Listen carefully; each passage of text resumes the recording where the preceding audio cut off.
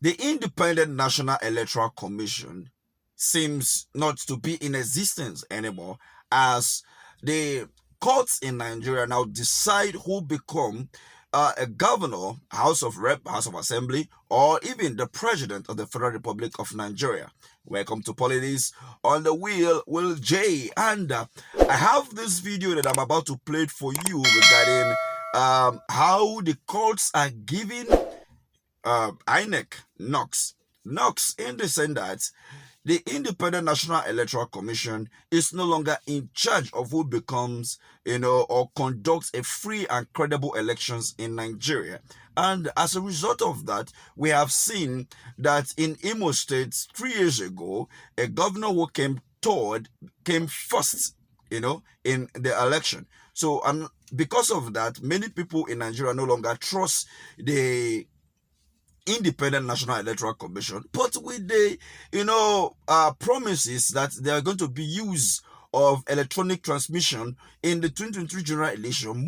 Most Nigeria came out to participate in that election, but however, the hope of those Nigerians were dashed, and as a result of that, as it stands right now, we have seen a lot of inconsistency and overturning of result declaration by the Independent National Electoral Commission, where we see from Benue State, the former governor Godbless Son was declared the winner from the court. We saw in Plateau and in other parts, in other states, part of the country where candidates being declared by the Independent National Electoral Commission are now being overturned by the courts. Now the question is this: should they still be conducting election?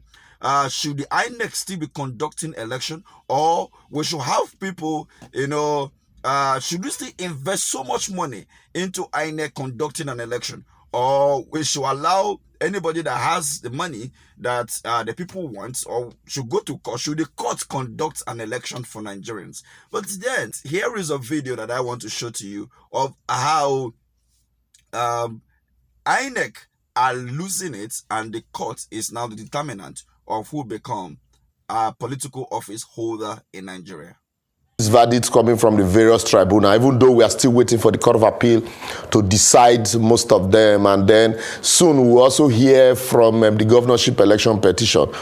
What I think has happened is that surreptitiously the courts has given INEC knocks. We've never, in the last, even in 2015, we didn't have this myriad of upturns, and also in 2019. But what you're saying is upsets.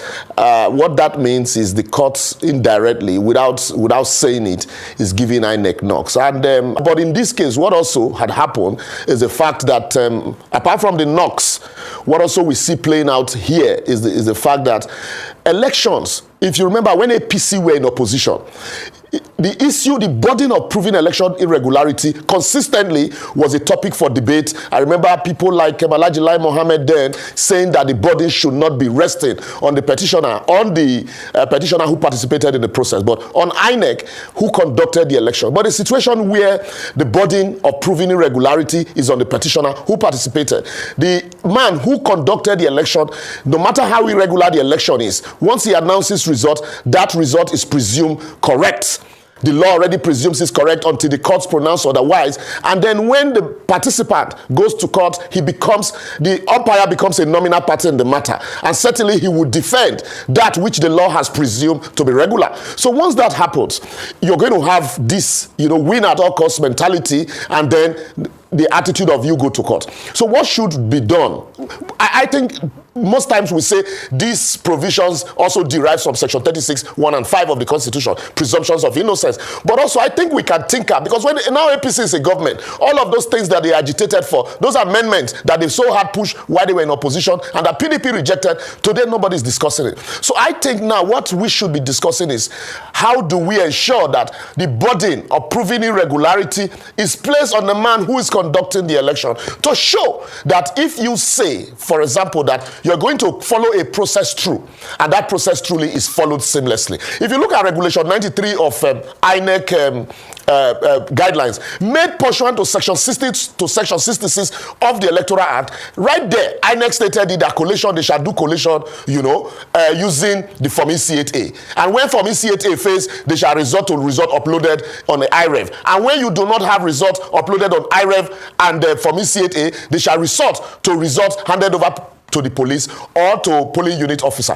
Nobody talked about these regulations when INEC consistently were saying they were going to transmit election results on online real time, but they had a regulation that talked about transmitting collating manually. So all of this issue, but if there's a burden placed on INEC to come show how the process was seamless, I think INEC would do everything possible, knowing fully well there are two hurdles to cross. The first hurdle will be conducting a credible election, and then the next hurdle will now be to show to the court that the elections truly were conducted in compliance with all the laid down rules. Until we do that, once you shift the burden of proving this irregularity to the petitioner, it is not in all cases that the burden becomes very easy. When it's about, take for example, when it's about qualification, these are issues that these are points of law. It becomes easy to prove. But when you talk about numbers, for example, it is not too easy to prove numbers, except like in the case of Senator Dafinone and Senator Amori Igoyota.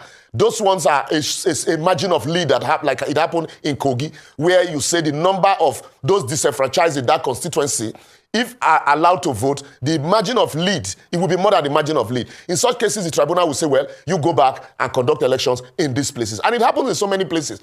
But where it has to do with numbers and the constituency is wider, the bigger it is, the more difficult it becomes to prove this irregularity, especially when you have to prove polling unit by polling unit, the said irregularity. So I don't think there's to be unnecessary burden placed on a man who participated in the election and who everybody sees that were flawed, and then you now tell him legally that he should come prove that the election were flawed. And so how long are we going to continue in this trend of court determining who becomes the president or who becomes the governor, who becomes our parliamentarians in Nigeria? I think the time is off.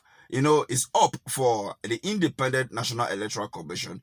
But, they still have a lot of time to, amend their ways, since we have 3 years from now, we'll be conducting another election. Will Nigerians still trust the Independent National Electoral Commission to conduct a credible and fair election comes 2027? Or are we going to be saying, now, let the court conduct the election for us? Even when we saw the kind of kangaroo judgment given at the tribunal, at the appeal court, the Presidential Petition Tribunal sitting in Abuja.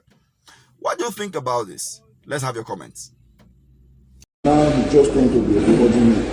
the funny thing is that the results that they are bringing from this,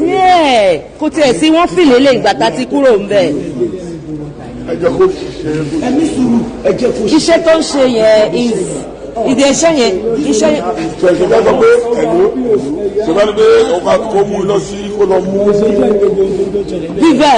Yes. Why are you talking like this now? ẹgbọ́n nǹkan tó ń sọ, he's actually telling you facts. When we were searching for you, you went into hiding. Now, and then gbogbo àwọn T-Pex everywhere kò lọ.